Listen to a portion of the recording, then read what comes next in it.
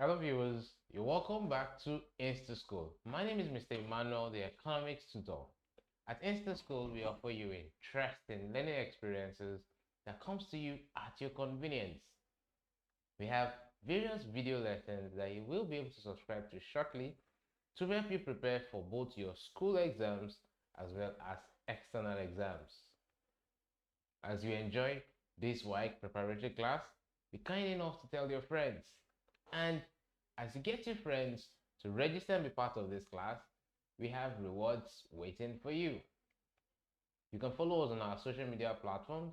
On Facebook and Instagram, we are instaschool_edu.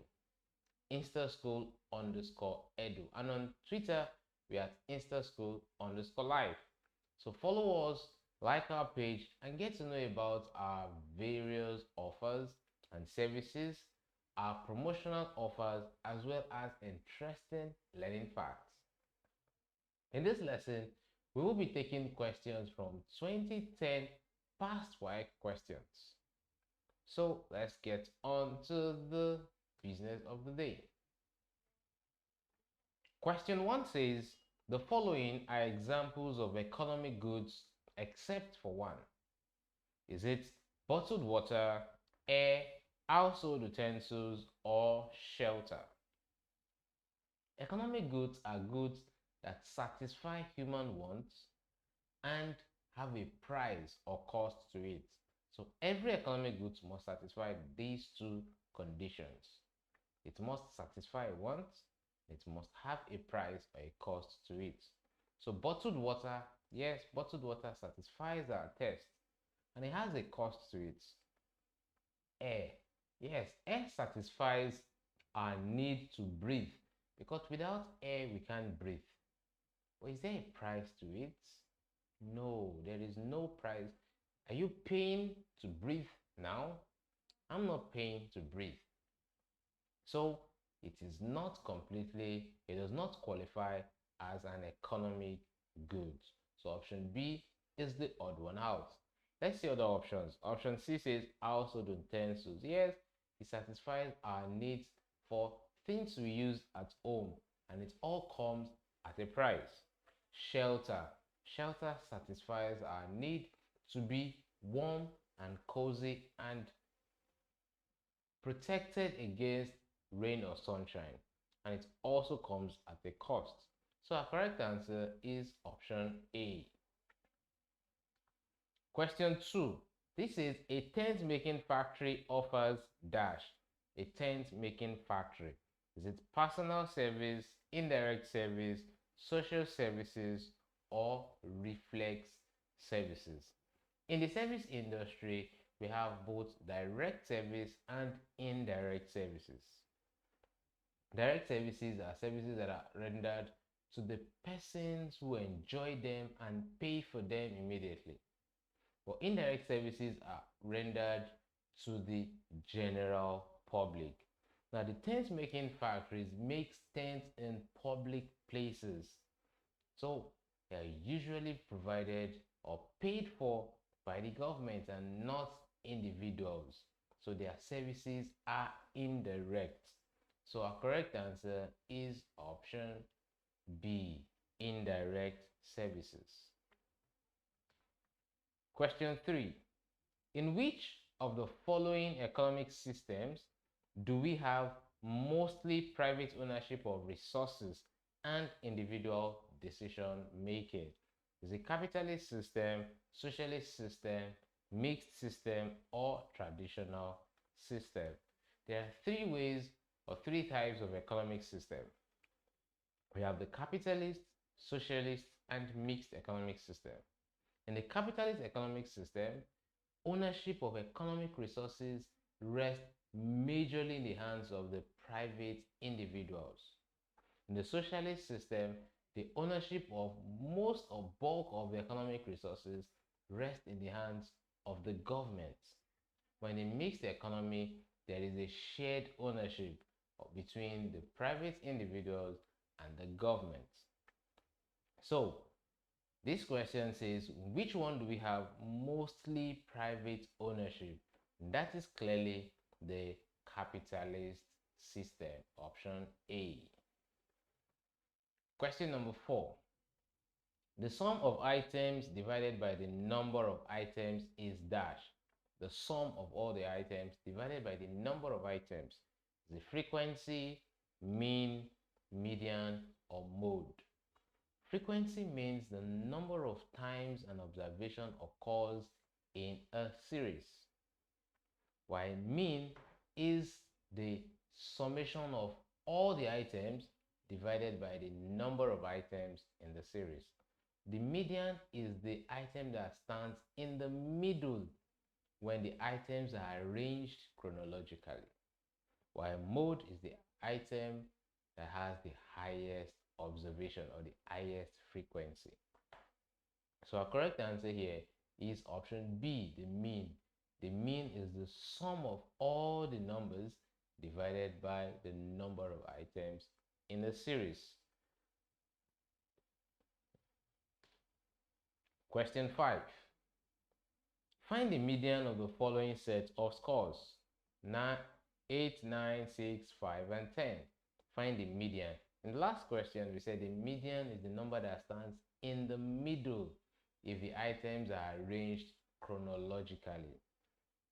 So the first step to do in getting your median is to arrange the numbers chronologically, either increasing or decreasing. So I choose to start with the highest number. The highest number here is 10, followed by 9, followed by 8, followed by 6, and 5. So we could get the median position by counting the numbers 1, 2, 3, 4, 5 plus 1. So that's n plus 1 divided by 2.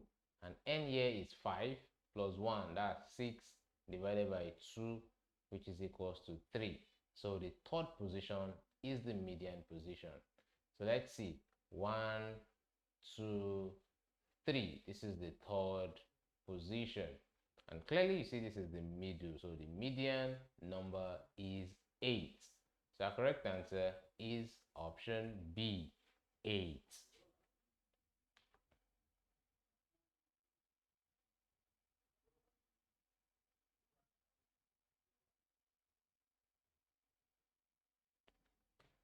The next question, question number 6.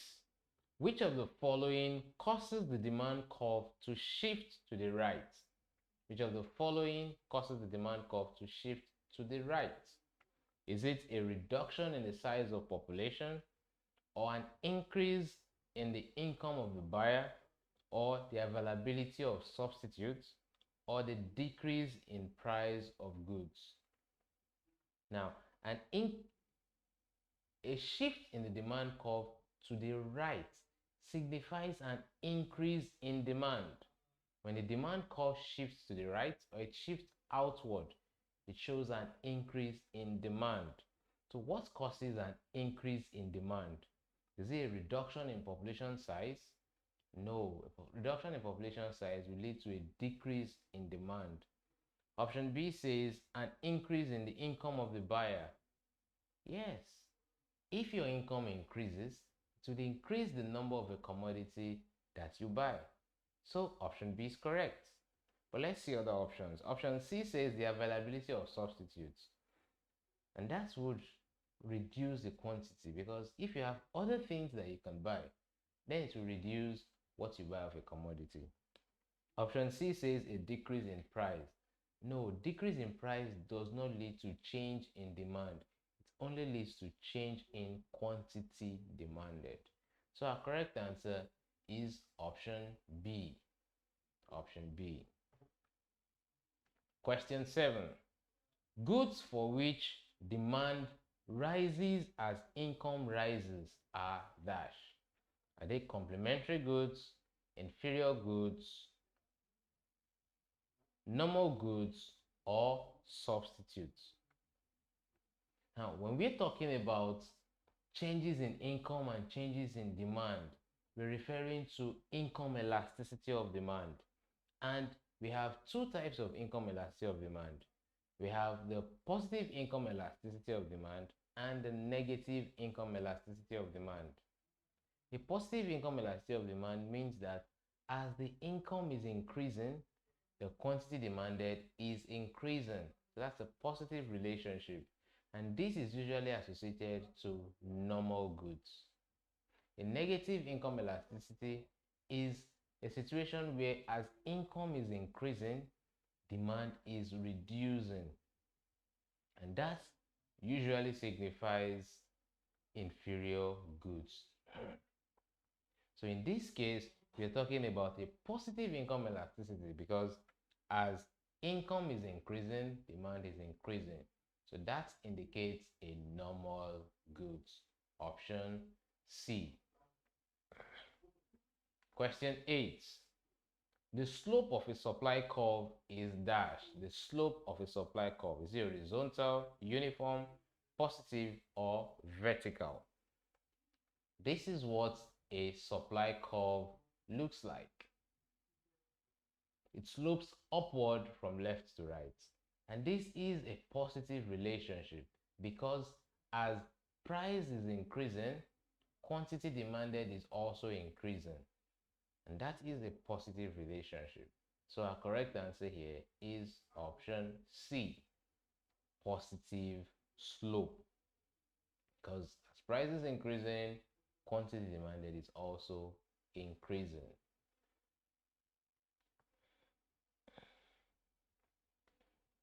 Question 9. Equilibrium price is the price at which is it when quantity demanded is greater than quantity supplied, or when quantity supplied is greater than quantity demanded, or where quantity demanded is equal to quantity supplied, or where quantity supplied is equal to the quantity produced. Equilibrium signifies a point of equality. Equality.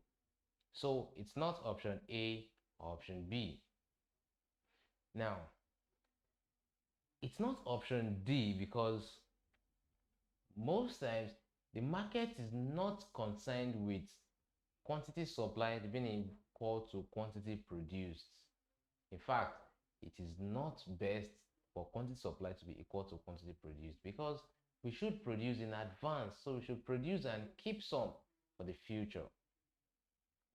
Equilibrium refers to a place of agreement in the market.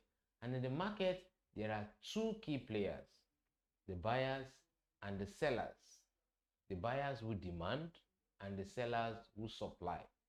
These two key people are the players in the market. And equilibrium refers to the agreement between these two players. And so it involves the equality between the quantity demanded by the buyers and the quantity supplied by the sellers. So our correct answer is option C. Question 10. A decrease in supply with demand remaining unchanged. A decrease in supply with demand remaining unchanged will cause the equilibrium price for a commodity to dash. Is it to be unchanged, or to remain elastic, or to remain inelastic, or to rise? Let's make a sketchy diagram of a supply curve and a demand curve. So we would have an equilibrium point here with an equilibrium price here and equilibrium quantity here. Now, if there's a decrease in supply, that means our supply curve moves inward to these points with demand remaining unchanged. What will happen to the price? Now, this is the equilibrium point. Now, because the supply curve have shifted inward, you will now have to have a new equilibrium here with its own equilibrium quantity here and equilibrium price here. So what effect does this have on price? You see that our price have increased from here to here. So the effect is that price will rise. So our correct answer is option D, rise.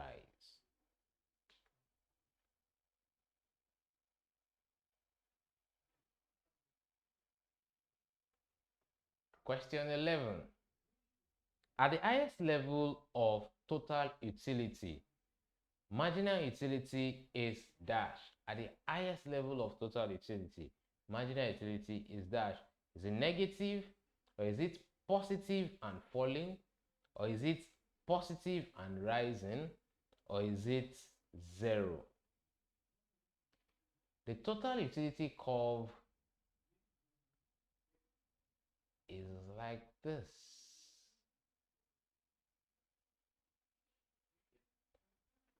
Now, total utility. Now, this is the highest point. This is the highest point. Now, at this highest point, what can we observe? What is in regards to the rate of change? You would observe that from here to here, it is not at the highest point, and the rate of change is positive. That is, it is increasing. Now, at this point, which is the highest point, it is not increasing, it is not reducing. So there is no rate of change. It is the rate of change here is 0. Now, after this highest point, the rate of change is negative. It is now falling. So, from the total utility curve, we can agree that before the highest point, the marginal utility is positive. At the highest point, the marginal utility is 0. And after the highest point, the marginal utility is negative. So our correct answer is option D. The marginal utility is 0.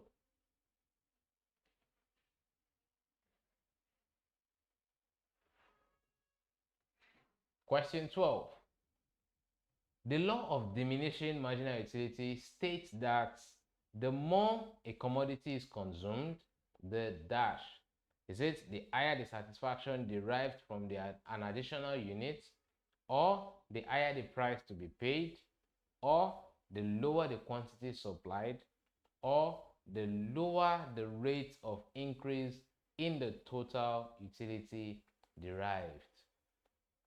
The law of diminishing marginal utility states that the higher the quantity consumed, the higher the utility derived, but at a reducing rate.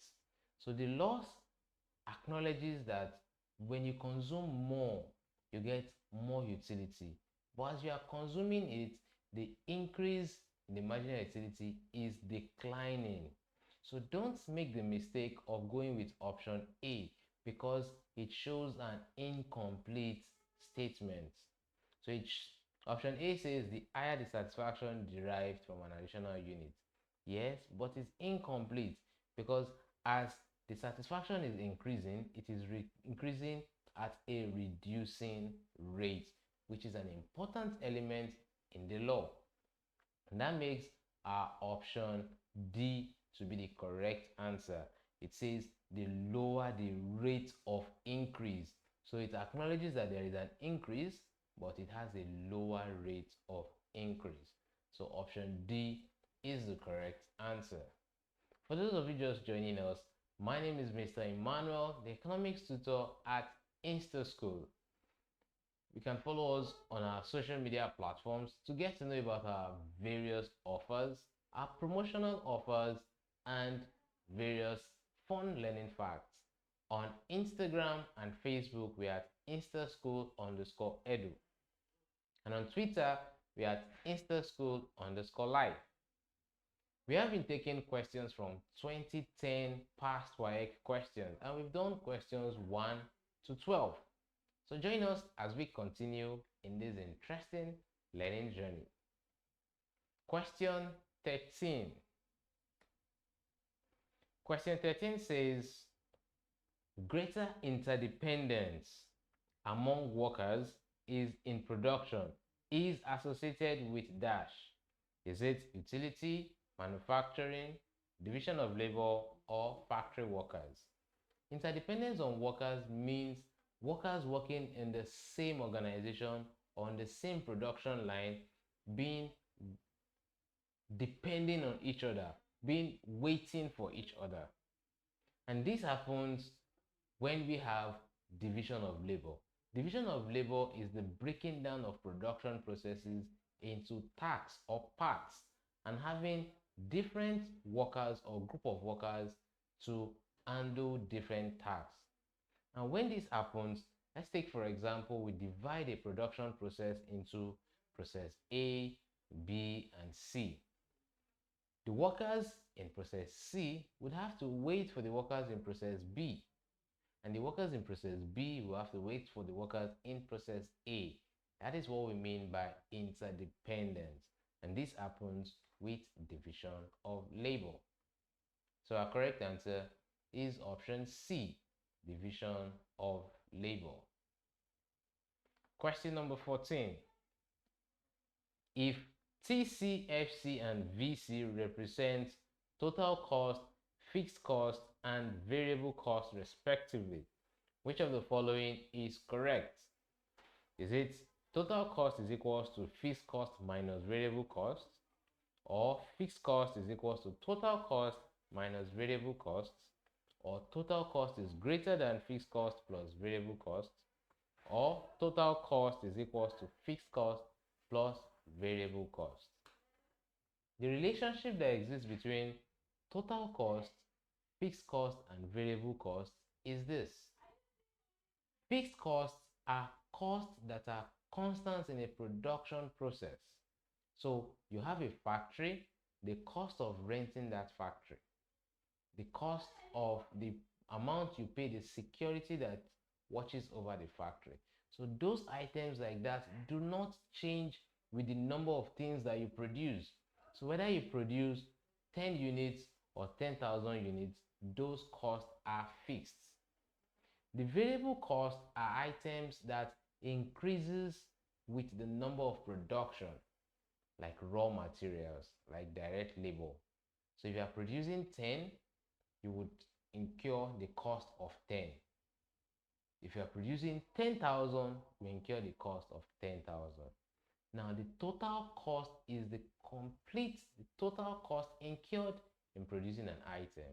The total cost is the fixed cost plus variable cost. Again, the total cost is the fixed cost plus variable cost. So the correct answer here is option D. Question 15. The reward to land as a factor of production is dash. This should be a piece of cake. The reward for land as a factor of production. Is it profits? It's not. Profits is the reward for entrepreneur. Is it rent? Yes. Rent is the reward for land. Interest is the reward for capital, while wages is the reward for labor.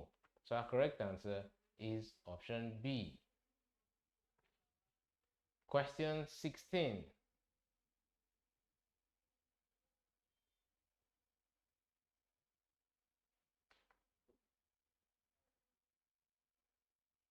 Question 16 says a firm is said to be a public joint stock company when it dash.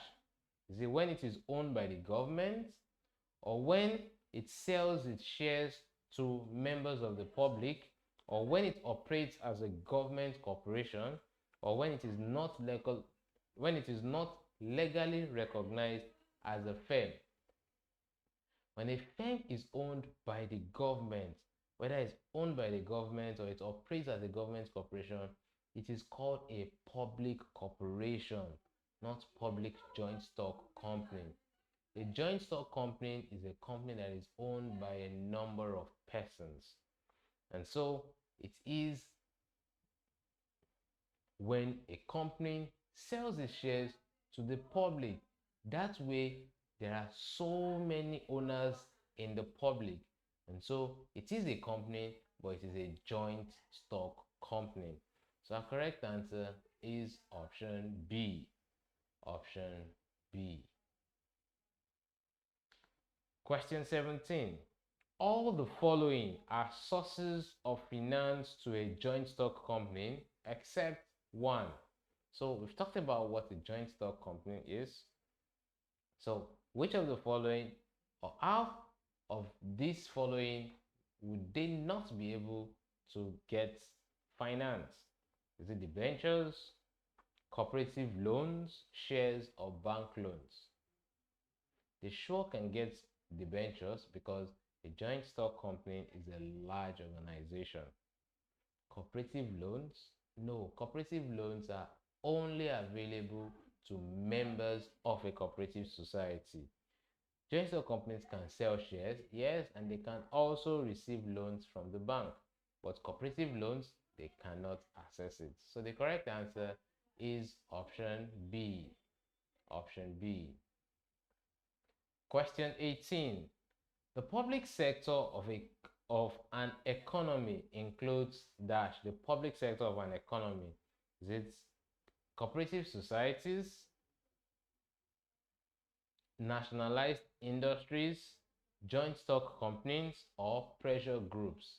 The public sector refers to the sector that is controlled by the government. So it's not cooperative society because cooperative societies are controlled by the individual members of that cooperative society.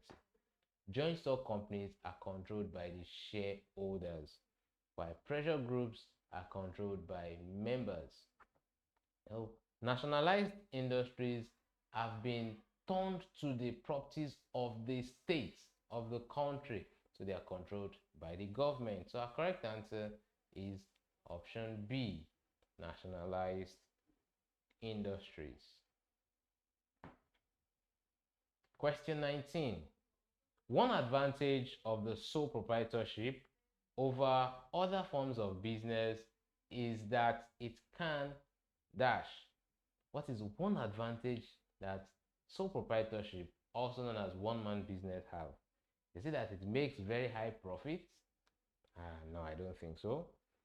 Option B says it employs many workers. No, in fact, reverse is the case. It makes little profits and it employs very few workers. In fact, sometimes they don't employ any other worker. Option C says it keeps its affairs private.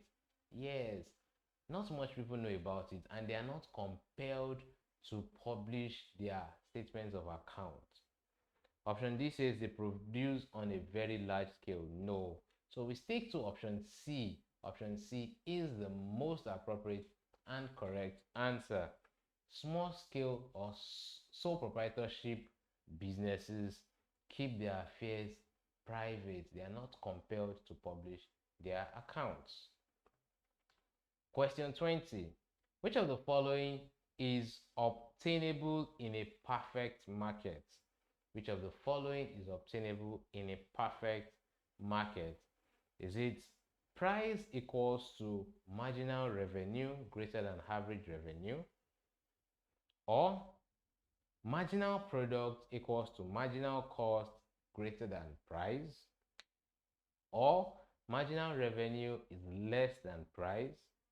Or price is equals to marginal revenue equals to marginal cost?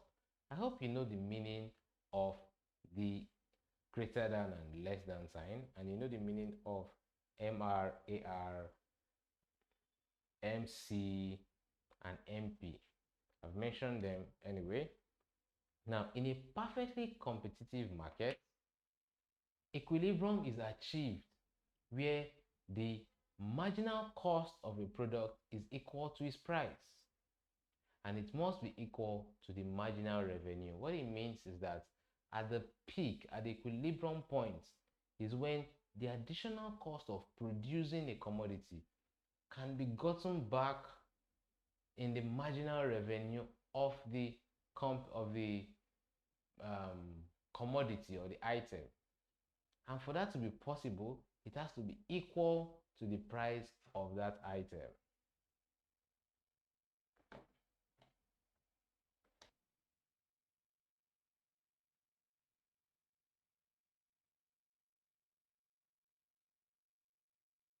is option D. That is, price equals to marginal revenue equals to marginal costs. Question 21. The wholesaler performs the following functions except for one. Breaking the bulk, yes, they perform that. B, offering credit facilities to the consumers. No, the wholesalers do not sell to the consumer. They do not have any business with the consumer, so they cannot offer credit facilities to the consumers. Option C says financing manufacturer, yes, and option D says buying in bulk from manufacturers, yes. So they do all other functions except for option B. So our correct answer here is option B. Question 22. This is the table shows the age distribution of country A in 1983. Using the data in the table, calculate the percentage of working population in 1983. We're asked to calculate the percentage of working population. Now, the question has given us the percentage of each age bracket. They have given us the percentage of each age bracket. Now, we should be able to now classify each of these age brackets into either dependent or independent. So let's start with the first groupings, age 0 to 15. Are they dependent or independent? People who are age 0 to age 15 are independent. They are not working. They are probably still babies or still in school, so they shouldn't be working. So they are dependent populations. So let's take notes. 0 to 15 is dependent. Then 16 to 40, yes, these people have started working, so they are in the independent population. Then 61, then 41 to 60, yes, they are also able to work, though they can't work as rigorously as people between 16 to 40, but 41 to 60 can also work, so they are also in the dependent population. Now 61 and above, these are people who are approaching old age, and so they can't work anymore. They have retired, they've resigned, so these are also part of the dependent population. So for us to calculate the percentage of working population, we're going to add these two that can work, and that is 27% plus 25%. 27 plus 25. You shouldn't need a calculator to do that. That gives you 52. So our correct answer is option B, 52. 27 plus 25. Question 23. This is a country whose population size is too small relative to its resources is dash. Is it overpopulated, optimally populated, underpopulated, or producing the optimum output? When a country's population size is equal to its resources, we say they are optimally populated. When a country's population is higher than its resources, we say it is overpopulated. But when a country's population is smaller than its resources, we say they are underpopulated. So our correct answer here is option C. Option C, underpopulated. Question 24.